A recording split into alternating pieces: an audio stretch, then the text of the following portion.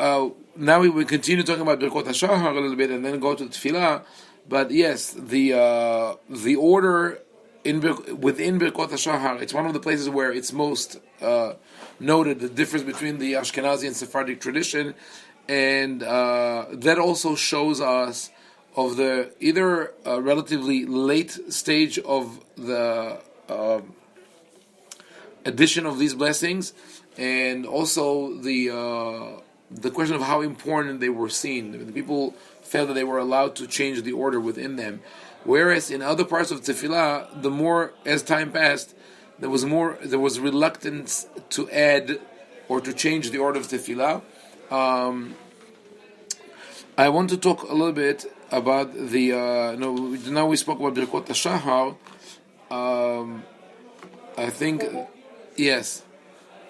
When we talk about, let's talk a little bit about that Nusa. When you compare the Nusa Sefarad and what is called Edot HaMizrah, which we'll call the Sephardic Siddur.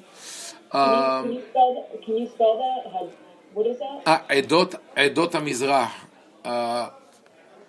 Now, if you compare the Sephardic and the Nusach Sephard Siddur, they're quite similar.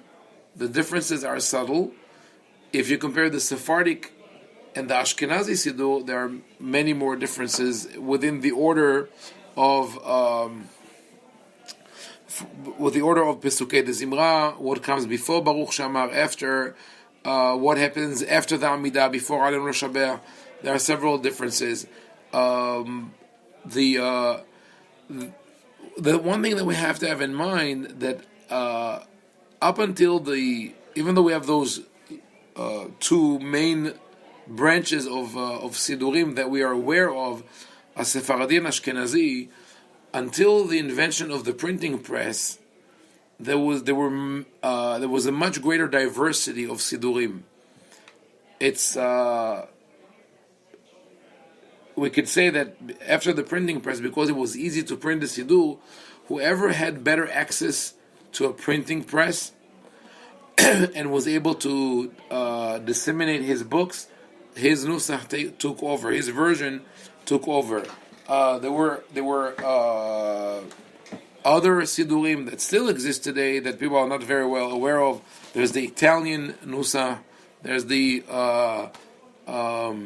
Romaniotti that was used in the Balkans. There was the Persian Siddur that was only preserved in manuscripts, never printed. In Italy, there were three communities, Asti, Fossano, and Moncalvo, that had their own Siddur, also never printed.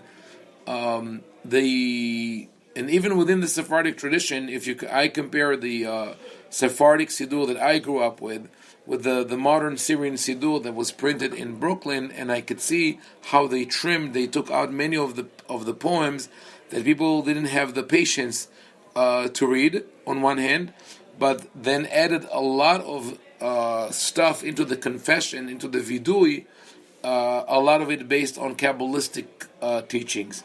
And if you compare both these Siddurim to the pre-printing press Siddur, the Inconabula Siddur from Syria, from the 1500s, there is a tremendous difference in the order of prayer, especially on the high holidays. They had much more to say early in the morning, before Pesukei de Zimra, before Baruch Shamar, and much less afterwards. And that could have been a result of just the hot weather in the area, that it was very difficult on Yom Kippur to stay for longer hours in the synagogue. My father tells me that when he was a kid growing up in Baghdad, the heat was so intense on the high holidays, on Kippur, that you simply couldn't stay up fasting after 11. So in the central synagogue in Baghdad, called Slat al-Kbiri, or Midrash Bet Zilcha, it was a huge synagogue.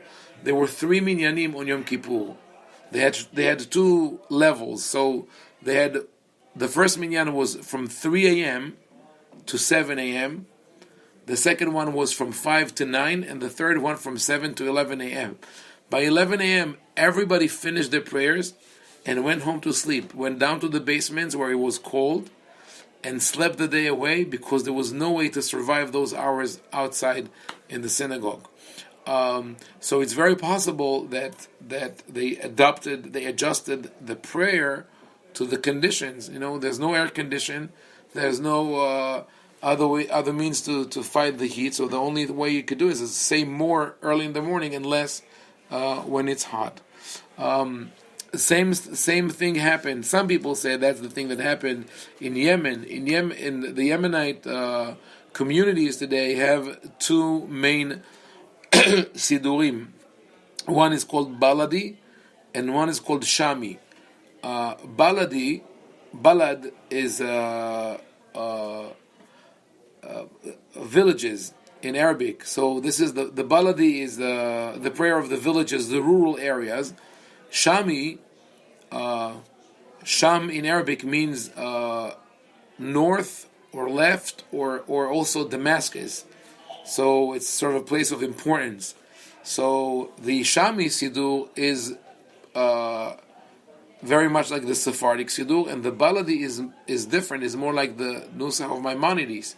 And some people, some scholars believe that the non-Yemenite Siddur, the new one, Sephardic or Shami, invaded Yemen as a result of the activity of a very wealthy man. His name was Yahya Araki, who they say was from an Iraqi origin, who just brought printed Sidurim into the country, and they took over the manuscripts. So part of the way the Nusa of the Tefillah changes between Sephardic, Ashkenazi, any community, has to do also with who is writing the Siddur. In modern times, in the Sephardic community, there have been hundreds of new Sidurim printed, because each community, it's now easy to print your own Siddur. So the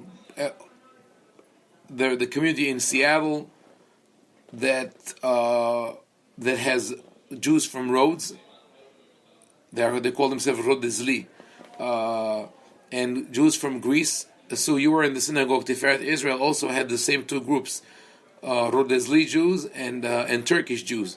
So they're both from what used to be the Ottoman Empire, but there was a difference between the Greek-speaking area and the Turkish-speaking area. So the community in Seattle has both. So they printed the Siddur that reflects both traditions. The problem is that they sometimes contradict each other. So to navigate this Siddur, you in parentheses it says RT, like Rhodes, Turkey, and you have to skip from. And we are using it in our synagogue, which is Moroccan Sephardic, and people say, okay, skip to this page, go back to that page. It's really confusing. And but that's the situation today. One of the major trends in writing Sidurim today, one of the major influences was Rabbi Ovadia Yosef, who was the chief rabbi of Israel, and he had his rulings that basically upended the Sephardic tradition. That I will say in parentheses that is the irony of the story of Haim Ovadia Yosef is that many people believe that Haim Ovadia Yosef is the epitome of the Sephardic tradition. Most people who are not maybe insiders, but even people who grew up in the Sephardic tradition in the last 50 years, if you ask them who are the leading Sephardic rabbis who represent the Sephardic ideology, philosophy, lifestyle, they will say that Rabbi Ovadia Yosef was one of them. But in reality, he was a little different than all other Sephardic rabbis, because there's no question that he was very knowledgeable and a prolific writer, and that he believed in the special legacy and heritage of Sephardic Jews. But what he promoted more than the traditional Sephardic approach was his own ideology. It was not the Sephardic tradition of hundreds of years that he promoted, but rather his understanding of it. And what happened as a result is that he promoted the ruling of Shulchan Aruch of Rabbi Karo. He said that Rabbi Yosef Karo was the chief rabbi of the land of Israel in the 1500s, and therefore anyone who lives in Israel must follow his rulings. And he said that this applies to both Sephardim and Ashkenazim. Later on, he abandoned the attempt to impose it on the Ashkenazim, and he tried to stick to the Sephardim only. And he basically went to war against any community within the Sephardic world that did not follow the Shulchan Aruch. So he went to war against the first chief Sephardic rabbi, the one before him, Rabbi Nisim, Yitzhak Nisim. He disagreed with Rabbi Mordechai Eliyahu, who also upheld the Iraqi tradition. He went to war against the rabbis of the Moroccan community, Rabbi Yosef Meshash, Rabbi Shalom Meshash, and others. Rabbi Pinchas Toledano of London. Now, there are several levels to their argument. The most important element to the argument between Rabbi Ovadia Yosef and the other rabbis is this. Rabbi Ovadia Yosef argued that Rabbi Yosef Karo, who worked in the 1600s, represents the final word in the Sephardic Halakha, and that everybody must follow him to the letter. Now, between Rabbi Yosef Karo and Rabbi Ovadia Yosef, there are almost 500 years. In those 500 years, there were hundreds of rabbis and hundreds of communities who faced reality and had to rule based on their circumstances. So in certain cases they followed the Shulchan Aruch, and in other cases they did not follow him because they saw the need. To come 500 years later and say, I'm going to erase 500 years of creativity, innovation, dealing with reality, and say it doesn't exist, that is going back in time instead of bringing progress. And that is not part of the Sephardic tradition. So this is one problem. The other problem is that the argument is flawed. The argument of Rabbi Yosef, that Rabbi Yosef Karo was the chief rabbi of Israel and therefore everybody must follow his rulings, has been proven to be flawed for several reasons. One, when Rabbi Yosef Karo lived in Israel, again, about 500 years ago, there were only 200 or 300 families in Israel. So the majority of the Jewish world did not live here. So even though we have this concept of the local rabbi, you're only the local rabbi if there are people in your locale, if people in your community. And Rabbi Yosef Karo, as a writer, yes, as an author, he wrote and he sent it all over the world, but he did not hold the position of the rabbi of Eretz Israel that will force everyone to follow his rulings. Now, to show you the extent of this debate, and this is the flip side of what I taught in the early part of this course when we talk about Sephardic tradition. I showed you Rabbi Yosef Meshash and Rabbi David Shlush and soon Rabbi Yaakov Moshe Toledano, who represent the tolerance and the diversity and bringing people in. And here we see the other side of that coin that also exists, and that is Rabbi Ovadia Yosef originally, from a very young age, decided that he is going to establish the Shulchan Aruch as the sole book upon which everybody relies for Halakha. But he had to interpret the Shulchan Aruch. That is another element that is important to have in mind, and we're deviating a little bit from the Tefillah. We'll go back to it, and that is the Shulchan Aruch, unlike Maimonides, is an open-ended book. Maimonides wrote his code of law as a one option only. In Maimonides, there are no choices. It doesn't say, if you want to shake the lulav twice, fine, but some shake it 4 times and some don't shake it at all. No such thing in Maimonides. In the Shulchan Aruch, you will find rulings like that. Some say A, some say B, and if you want to do C, it's also good. And sometimes he contradicts himself in one part of his book or in his early commentary on the Tur and the Shulchan Aruch. So that was a very wise move on behalf of on the part of Rabbi Yosef Karo, because he understood that the failure of Maimonides to become a book that everybody would follow was that it was monolithic. It didn't give people options. And he wanted to give people options. Rabbi Yosef Karo did not want people to follow his ruling, but rather to use his book. So if there are 2 or 3 options in the book, one way or another you're going to use his book. So yes, there were things that he insisted on, but other things that he left open-ended with options. That's Rabbi Yosef Karo. But as a result, because of that style of writing, he created ambiguity. Ambiguity in the sense of when you approach the text, it doesn't say, it's not like a program when you write coding for a computer, if A, then B, if not, go to C, go back to line 7. No, it's some people do this and some people do that. If, then, but then there are other options, etc., etc. So how do you decide what is the binding law? So Rabbi Ovadia Yosef came up with the set of his rules of how to interpret the Shulchan Aruch. Now, if I go through the layers of opposition towards him, the first one were the rabbis of the Iraqi community, because he went against the Iraqi tradition.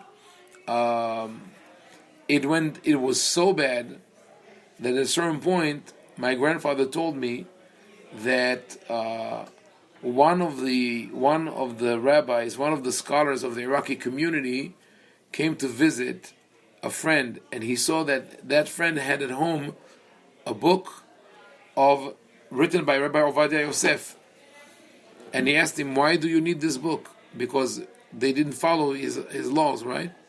He said, "I need to know the Halakha."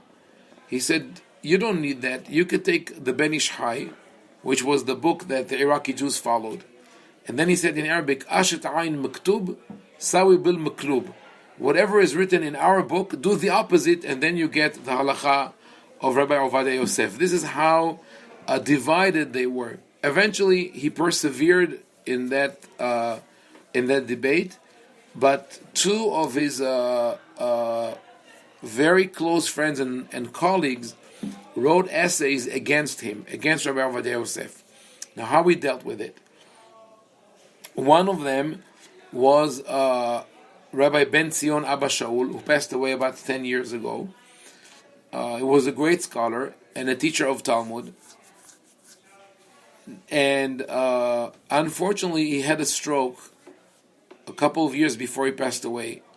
A stroke that left him paralyzed in his in the left side of his body, but it did not affect his intellectual capacity.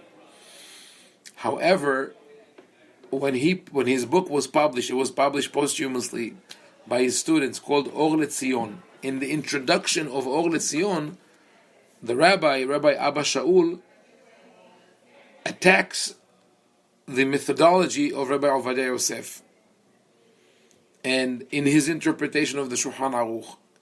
Indirectly, but basically he deconstructs everything that Rabbi Ovadia Yosef believes in. The response of Rabbi Ovadia Yosef was, in his criticism of the book, he said, "We know that the book was not written by the rabbi himself, but rather by his disciples.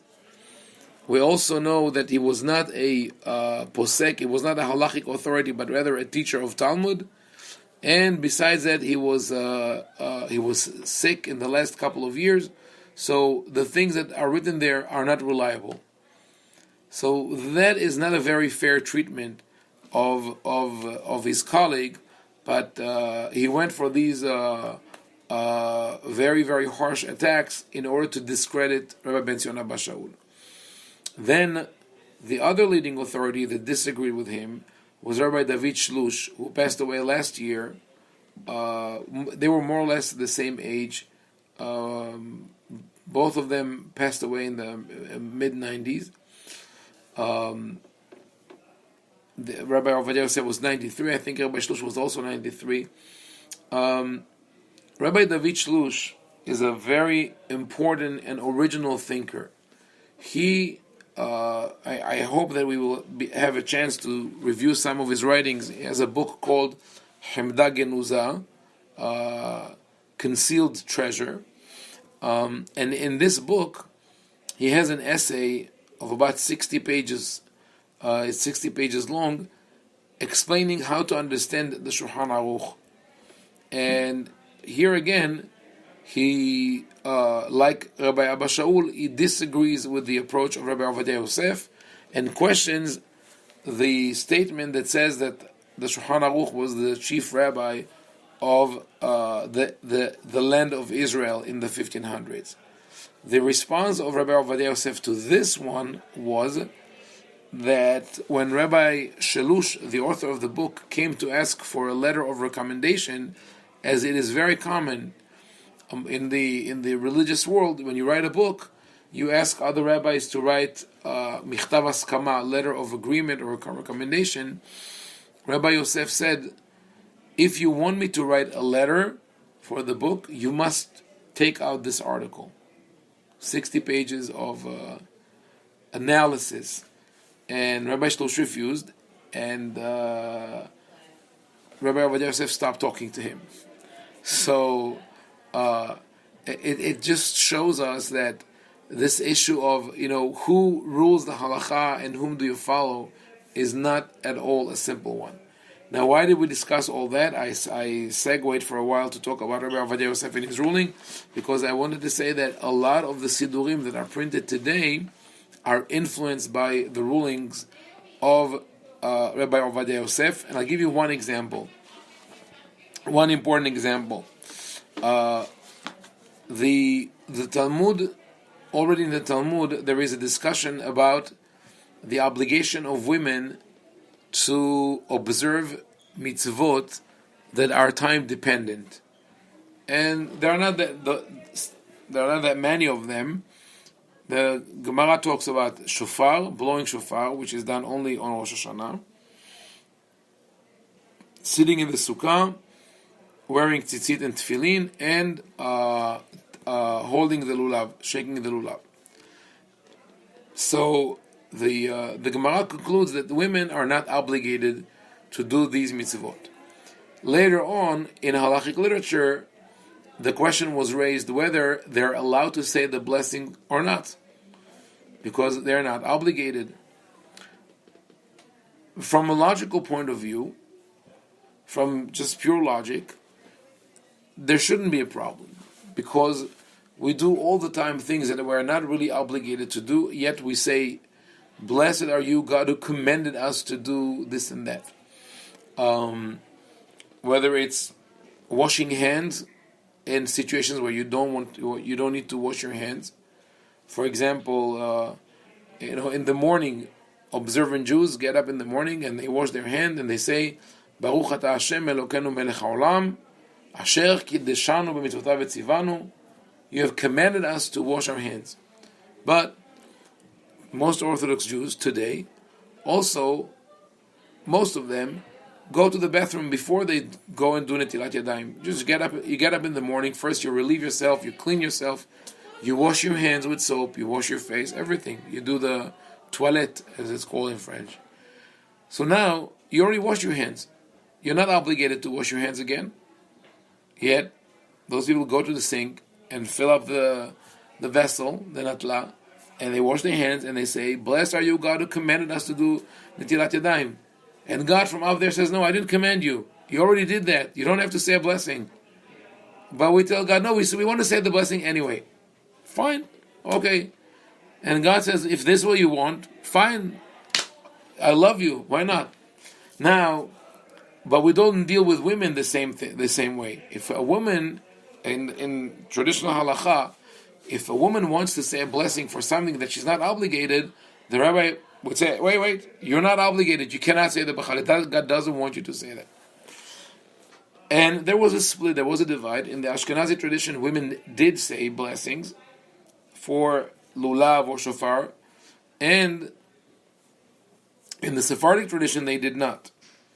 But the Ben Ish Hai, who was the halachic authority in Iraq in the 19th and the 20th century, ruled that women do say a blessing. And that was my tradition. Growing up, I would see my grandfather would give the etrog and the lulav to all the women in the synagogue and ask them to say a blessing. Moroccan women also used to do that. And now comes Rabbi Ovadia Yosef, and he says, I disagree with your practice, with your minhag. Women do not say the blessing for the lulav or the etrog, the shofar, etc. And now, if you look at the sidurim that were printed under the supervision of Rabbi Ovadia Yosef and his disciples, it's already there. It's written. It's made into a new law that women cannot say the blessing. So this is where we have a problem that needs to be addressed with writing sidurim maybe and proliferating that material. Rabbi? Yes. Could you repeat I think you named 4 or 5 mitzvot that are tied to time Yeah. and that are not. So I have tefillin and lulav. tzitzit Okay. and sukkah, sitting in the sukkah. Thank you. Okay, so I think that we understand that when we say Sephardic halakha or Ashkenazi halakha, it's not so simple. You can't have just 2 bins and put Sephardic, Ashkenazi. Within the Sephardic world, there are a lot of layers and complexities and trends, and there are also, just like in the Ashkenazi world, a lot of outside influences, cultures, wars, migrations. All these things come into place and have to be understood. And that is part of our legacy. But as I said before, to me, one of the most important rules of thumb within the Sephardic halakha is what Maimonides said, and that is to accept the truth from whoever said it. Meaning that we have to rely on scientific research, whether it's textual research, archaeological, historical, etc. The other important element that was really a key factor within Sephardic tradition was for the rabbi to understand the necessities of the community and to keep people united. So those are the 2 elements that I'd like us to keep in mind. Let us go a little more into the prayers here, into the tefillah, and see how the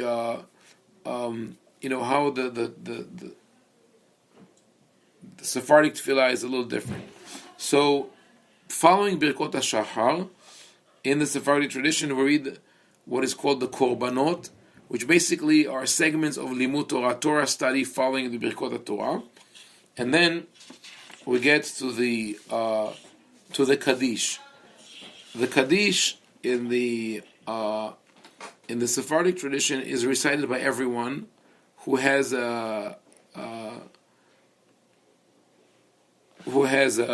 what we call a yortzeit. This is a word that we borrowed from Yiddish. Yortzeit in German means the time of the year, anniversary. So a lot of Sephardim use the word yortzeit just because it's an easy word instead of anniversary or azkara. But Sephardim will say, everybody will say the Kaddish together, and they would come to the front of the synagogue. There were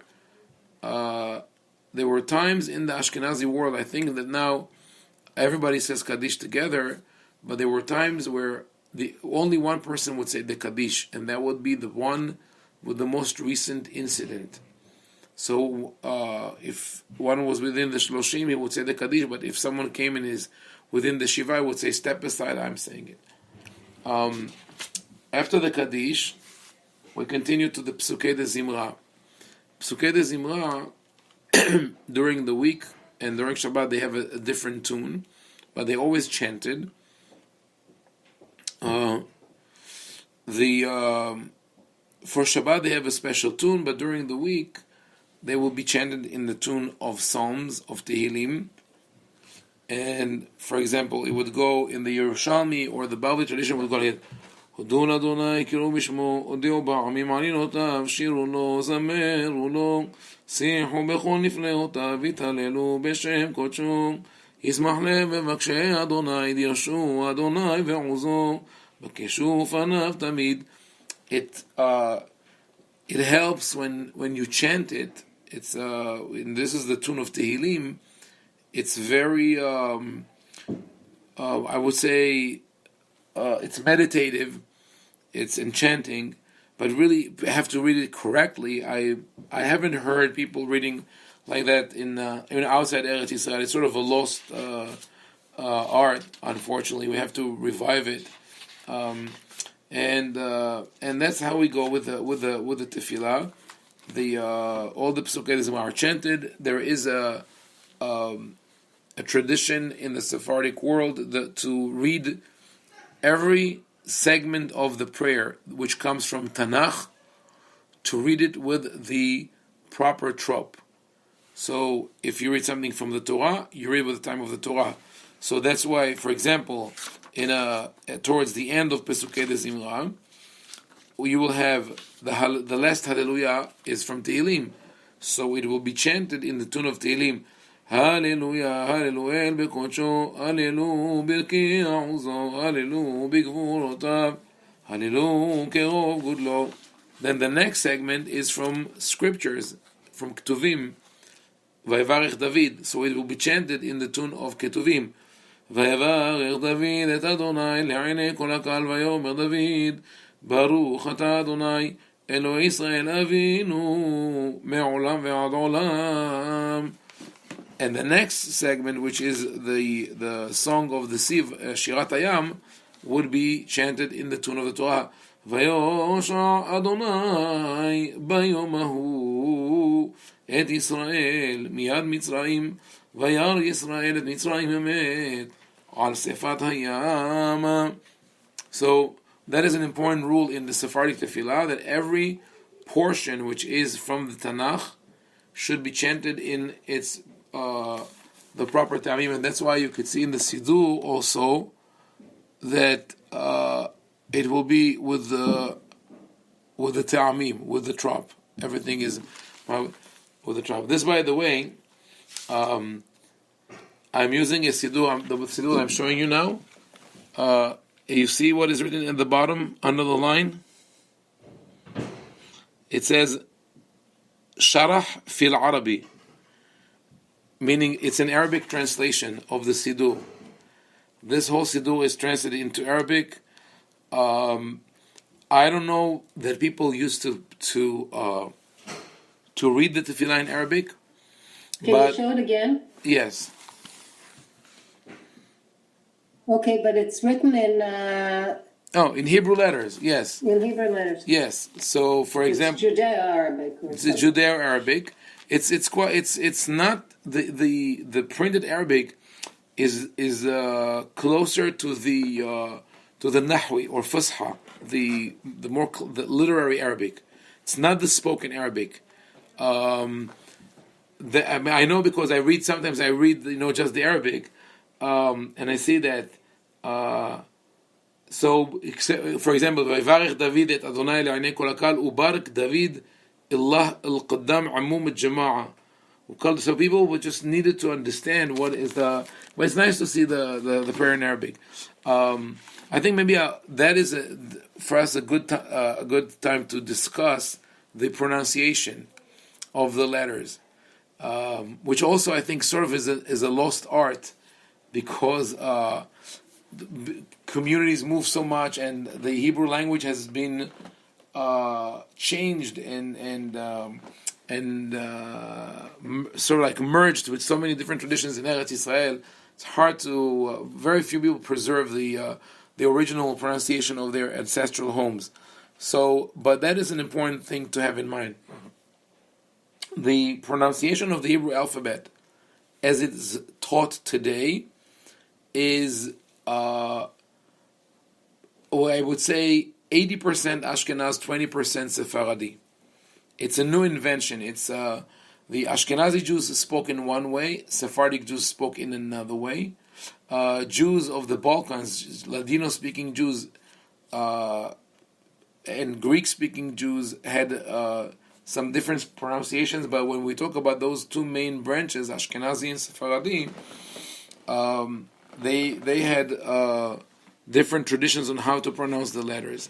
So the rules that we have today in Hebrew are that there are 6 letters that receive dagesh, right? That become accentuated when they are at the beginning of the word.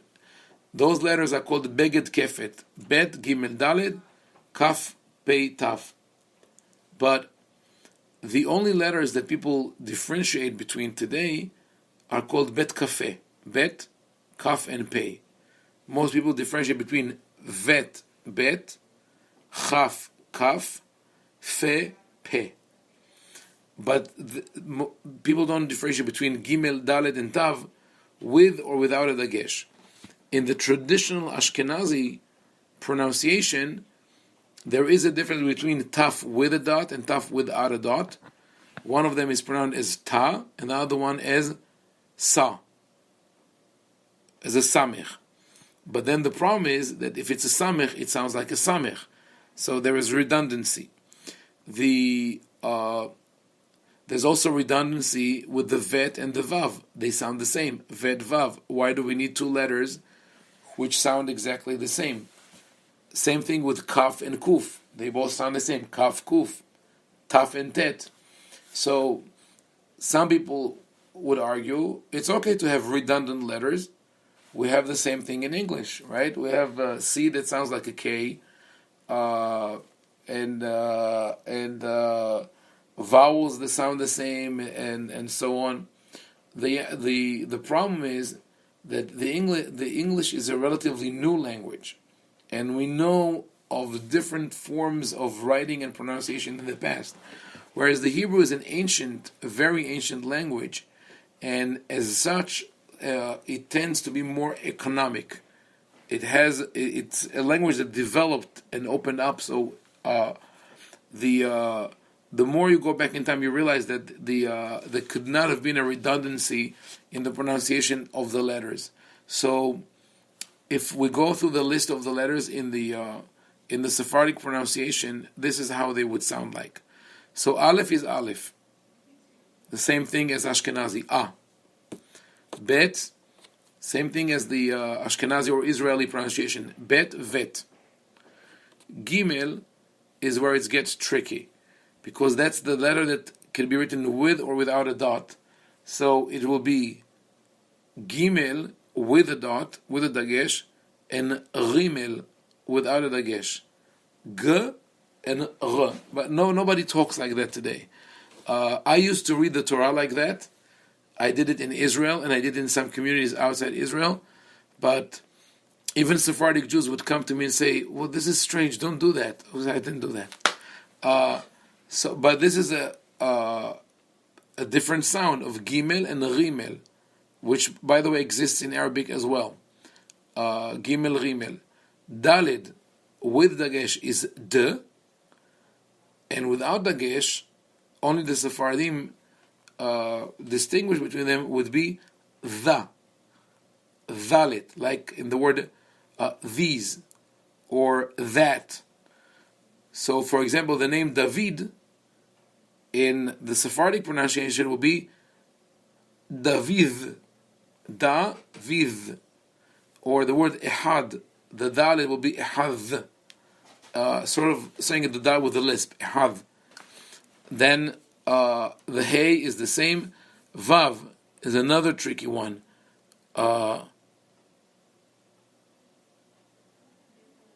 One second, I just need to. Vav is another tricky letter because it sounds like the vet, right? So we already have vet, bet. How do you pronounce the vav? Wow. So, and it sounds funny, right? But it still is preserved in the Hebrew when you have the sound of u. Because when you say, for example, uchtavtam, you don't say vuchtavtam. You say wuchtavtam. Wow. So we have vet, bet, and wow. Zayin is the same. Het is one of the classic markers to differentiate between a Sephardic and an Ashkenazi Jew. Used to be, now it's sort of eroded. But you hear the way I say the het, it's his guttural, ha. It's not, it's softer than the cha. Chaf is like grinding your tongue on your palate. Chaf. Het comes from the throat. It's really called a throat language. I'll tell you in a second what are the 5 sets of letters. They are organized. They're arranged by the parts of the mouth that we use to pronounce them, and according to that also, the order of the alphabet is an ascending order according to the difficulty of pronouncing the letters from each part of the mouth. It's very, very logical and structured. So we got to the head. So the head is not like the chaf. The Israeli Hebrew speakers would say, perach, right? Prachim, ishli prachim, flowers, right? But it actually means prachim means something that is easily crumbled, prachim, and it has to be prahim. But it's hard to pronounce it if you didn't grow up with that. So that's the het. Tet is extremely difficult to pronounce if you didn't grow up with that, because it sounds more like deeper, more guttural. It sounds like this. Pet. Pa. It has an equivalent in Arabic. Pa. And it's not tough. You see, pa, ta. Pa, ta. One is deeper than the other. The next letter, yud, is yud. Kaf and chaf. Lamed, lamed. Mem, mem. No difference. Nun, samech, ayin. Ayin is the next throaty language. Ah. It's like trying to swallow and saying a vowel at the same time. Ah. And that is also a place where you would find, you could easily identify or someone who's Sephardic or Yemenite versus an Ashkenazi. When they say, I'll say for example, Korim li Haim Ovadia, right? Not Ovadia, which means lost by God or destroyed by God, but rather Ovadia, he who serves God. Then we have Pei Fei. Tzadi. Tzadi is pronounced by the Sephardic Jews, the Arabic-speaking Sephardic Jews, as sa, like a strong samech, but not tz. The sound tz is really not a Hebrew sound. It cannot be found in the Hebrew language. Then we have kuf, which is also in the Sephardic tradition more emphatic than the kaf. Kaf, quf. You hear the quf is the deeper quf. The resh is guttural. Resh. The real Hebrew resh is not the Israeli resh. Ken? Sharshiraot, resh. And finally, taf and thaf. Ta, tha. Now, so in if I just highlight now the letters that are different, there will be gimel, rimel, dalid, dhalid, waw, het, tet, ayin, sadi, quf, resh, ta, tha. So those letters, the Hebrew letters, are divided into 5 groups. The letters a, aleph, hey, het, and ayin, aleph, hey, het, ayin, are guttural. They're called otiyot gaon.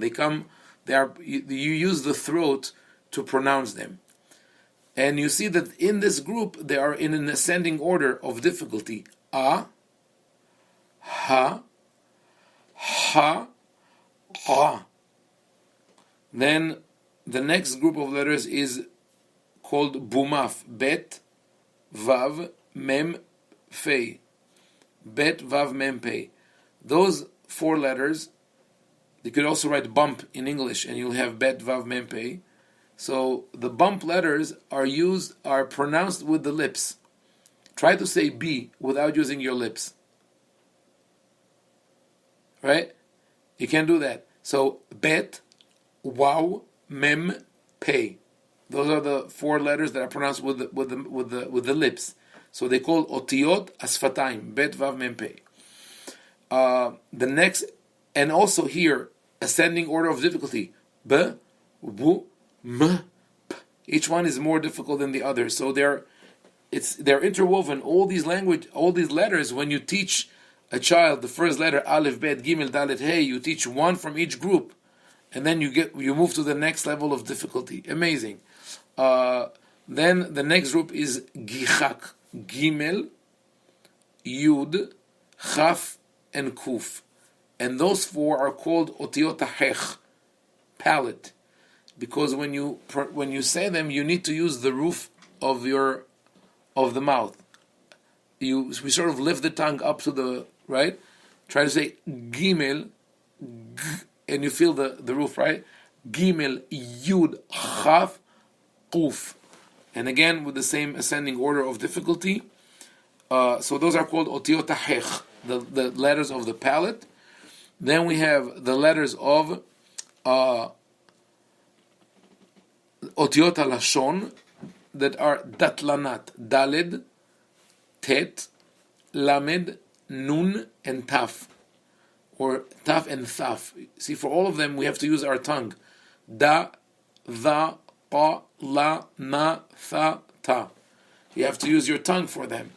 And again, it's in order. Dalet, Tet, Lamed, Nun, Taf. You see, they go in order of difficulty. And finally, Otiyot Ashinaim, the ones that we have to use our teeth for, are Zain, Shin, Sin, Resh, and Sadi. So those are called Hameshet Motzei Lashon, the 5 origins of speech, and they dictate the way that we pronounce the letters. So with that, we sort of conclude a very brief introduction. I don't expect you to start talking with the Sephardic pronunciation tomorrow, but at least when you go into a Sephardic synagogue and you hear people maybe using this guttural language, you'll be able to identify, what they're saying. Don't be put off by it. So that is the way that Sephardim pronounce the words, and it sounds a little different than the traditional Ashkenazi one, and even than the current Israeli one. So, but we'll conclude here, and next week we'll continue with the practices of tefillah.